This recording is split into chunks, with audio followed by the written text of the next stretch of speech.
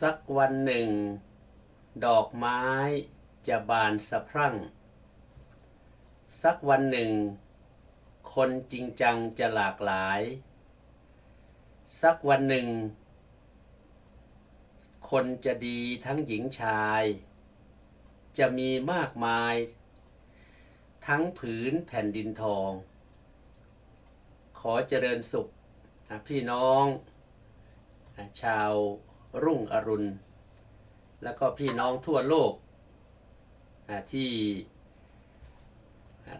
ตื่นขึ้นมาเพื่อทำหน้าที่ของความเป็นมนุษย์ก็คือการยกระดับจิตของตนเองให้สูงขึ้นจากคนให้กลายเป็นมนุษย์จากมนุษย์ให้กลายเป็นเทวดาเป็นพุทธบริษัทคือรู้ตื่นเบิกบานโดยเฉพาะในยามเช้าเราตื่นขึ้นมาพร้อมกับความสุขที่เรามีโดยเฉพาะรอยยิ้มที่ควรจะมีให้กับตัวเองก่อนถ้าอยากจะรู้ว่าเรายิ้มสวยหรือไม่สวยให้ไปที่กระจกแล้วก็ลองยิ้มดูเมื่อเรายิ้มให้กระจกกระจกก็จะยิ้มให้เราเมื่อเราบึ้งให้กระจกกระจกก็จะบึ้งให้เราในขณะเดียวกันชีวิตของเราก็เหมือนกันท่านทั้งหลายเมื่อเราทำคุณงามความดีสิ่งที่ดีๆก็จะเกิดขึ้นทำให้จิตใจของเราสงบทำให้จิตใจของเราร่มเย็นเมื่อมีปัญหาต่างๆเกิดขึ้นเราก็สามารถที่จะนำเอาธรรมะไปแก้ปัญหาชีวิตได้ทุกๆวันก็จะมีข้อคิดต่างๆมาฝากท่านทั้งหลายสำหรับวันนี้ก็จะนำเอาความหมายของคำว่าพยาบาลหรือว่าภาษาอังกฤษว่า nurse พยาบาลเนี่ยซึ่งถือว่าเป็นบุคคลที่มีความสำคัญสำหรับบุคคลที่เจ็บไข้ได้ป่วยร่วมกับคุณหมอซึ่งถือว่าต้องทำงานหนักในช่วงที่โคโรนาไวรัสที่กำลังระบาดอยู่ในขณะนี้เพราะฉะนั้นก็ขอให้กำลังใจผู้ที่เป็นคุณหมอผู้ที่เป็นพยาบาลไม่ว่าจะอยู่ที่ไหนของโลกทุกท่านได้ทำหน้าที่ทุ่มเทเสียสละอย่างยิ่งโดยเฉพาะความหมายของคำว่าพยาบาลภาษาไทยก็มีอยู่5ตัวเหมือนกันทั้งพยัญชนะและก็สระรวมกันมี6ตัวส่วนภาษาอังกฤษนั้นมีอยู่5ตัวอาตมาก็จะแยกให้ท่านทั้งหลายได้เห็นว่าความสำคัญของคำว่าพยาบาลกับคำว่า nurse มันเป็นอย่างไรตัวพอตัวแรกก็คือพยาบาลเนี่ยต้องเป็นพระโพธิสัตว์ก็หมายความว่าเป็นผู้ที่มีจิตใจมีความบริสุทธิ์มีปัญญามีเมตตามีขันตินี่เขาเรียกว่าหัวใจของพระโพธิสัตว์ก็คือสุทธิปัญญาเมตตาขันติส่วนตัวยอก็คือเยียวยารักษาโดยเฉพาะผู้ที่เป็นพยาบาลต้องเยียวยารักษาคนไข้ที่เจ็บไข้ได้ป่วยด้วยความตั้งใจด้วยความเต็มใจส่วนสระอานั้นเอาไปผสมกับอะไรก็มีความหมายในหลายๆความหมายเช่นเอาไปผสมกับออ่างก็เป็นอารมณ์เยือกเย็นถ้าเอาไปผสมกับยอยักษ์ก็เป็นยารักษาโรคนี่อย่างนี้เป็นต้นเพราะฉะนั้นคนที่เป็นพยาบาลต้องมีอารมณ์เยือกเย็นใจเย็นๆในการที่จะดูแลคนไข้ให้ได้รับความสุขส่วนก็คือการบริการทุกระดับประทับใจไม่ว่าใครจะอยู่ในระดับไหนก็ตามพอเข้าไปเนี่ยพยาบาลต้องบริการส่วนสระอาอีกตัวหนึ่งก็คือ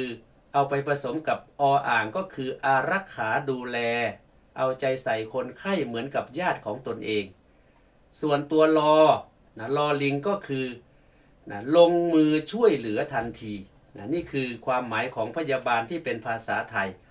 ตอนนี้ลองมาดูความหมายของพยาบาลที่เป็นภาษาอังกฤษดูบ้างนะก็คือตัว N นะตัว N ตัวนี้เนี่ยนะก็คือ neatness นะ neatness นะก็คือเป็นคนที่มีความหมดจดเรียบร้อยนะเราจะดูว่าพยาบาลเนี่ยเป็นผู้ที่มีความเรียบร้อยนะใส่หมวกขาวใส่ชุดขาวนะจิตใจงดงามนะมีหัวใจของพระโพธิสัตว์นะก็คือสุทธิปัญญาเมตตาขันตินั่นเองส่วนตัว U นะก็คือ usefulness นะ usefulness ก็คือทำตนให้เป็นประโยชน์นะทำตนให้เป็นประโยชน์ตนเองก็ศึกษาเรียนรู้นะประโยชน์ส่วนรวมนะก็พยายามที่จะทำหน้าที่ของตนเองนะให้เต็มที่นะเราจะเห็นว่าพยาบาลเนี่ยนะงานหนักงานเหนื่อยแค่ไหนนะก็ต้องพยายามที่จะทำชีวิตของตนเองให้เป็นประโยชน์โดยเฉพาะหน้าตายิ้มแย้มแจ่มใสจะทำให้มีเสน่ห์เขาเรียกว่าเสน่ห์ใบหน้าคนไข้ชอบใจเสน่ห์กิริยาคนไข้ติดใจเสน่ห์วาจาคนไข้หลงไหลเสน่ห์บริการคนไข้เบิกบานใจนะเพราะฉะนั้นทำตนให้เป็นประโยชน์ส่วนตัว R ก็คือ responsibility นะก็คือมีความรับผิดชอบนะมีความรับผิดชอบในการบริการนะหลักการบริการที่ดีเนี่ยนะคือการบริการที่ดีมีหลักว่า 1. ใบหน้าหมั่นยิ้มแย้มและแจ่มใส 2. เจรจาไพเราะสนอใจ 3. ตั้งใจสนทนากับทุกคน 4. มันสงเคราะห์และเอื้อเฟื้อตอบสนองช่วยเหลือเกื้อนุสน 5. ซื่อสัตย์จริงใจมีในตน 6. รับฟังเหตุผลยุบนกัน 7. ตั้งใจปฏิบัติในหน้าที่ไม่หลีกหนีบริการงานสุขสันต์การทำงานจะราบรื่นชื่นอนันต์ทุกคนนั้นต้องสำราญเบิกบานใจนะอันนี้ก็คือต้องมีความรับผิดชอบส่วนตัว S นะก็คือ sacrifice นะ sacrifice ก็คือมีความเสียสละนะทุ่มเทนะบูชาในการทำงานในอาชีพของตนเองเรียกว่าทำงานให้สนุกเป็นสุขขณะทำงานวิธีทำงานให้สนุกนะก็คือ 1. อย่าทำด้วยความจำใจต้องทำด้วยความเต็มใจนะเราจะเห็นว่าพยาบาลหรือหมอก็ดีทำด้วยความเต็มใจทำหน้าที่ของตนเองความรู้ความสามารถเต็มที่ 2. ไม่คอยพรสวรรค์หรือดลบันดาลนะเราต้องมีทั้งพรสวรรค์ด้วยทั้งพรแสวงด้วยนะส่วนที่ 3. อย่าทำด้วยความหวังนะหรือความอยากนะบางทีก็อยากได้นั่นอยากได้นี่หวังอย่างนั้นหวังอย่างนี้แต่ทำด้วยความรู้สึกช่วยเหลือเพื่อนมนุษย์อย่างแท้จริง 4. ไม่มีงานใดนะที่เซ็งถ้าเราไม่เซ็งงาน 5. นานนะมันดีถ้ามันดีแล้วจะดีนานข้อที่ 6. ปัญหาทำให้เราก้าวหน้าข้อที่ 7. เกลียดความชั่วเมตตาคนชั่วรักความดีอนุโมทนาคนดีนะนี่คือตัว S ส่วนตัว E ตัวสุดท้าย ก็คือ encouragement นะเป็นการให้กำลังใจนะโดยเฉพาะพยาบาลเนี่ยเวลาคนไข้มาต้องให้กำลังใจนะไม่เป็นไรนะคุณป้า